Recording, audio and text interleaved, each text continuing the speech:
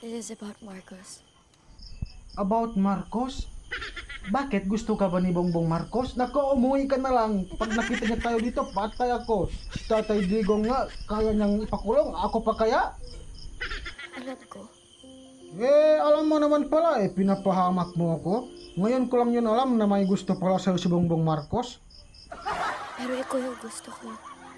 Nako, huwag kang magbibiro ng ganyan. Takot ako kay Bongbong Marcos Baka pag malaman niya na may gusto ka sa akin, baka ipapakulong niya ako. Pero sa totoo lang, gusto talaga kita. Gusto mo rin ba ako? Oo naman.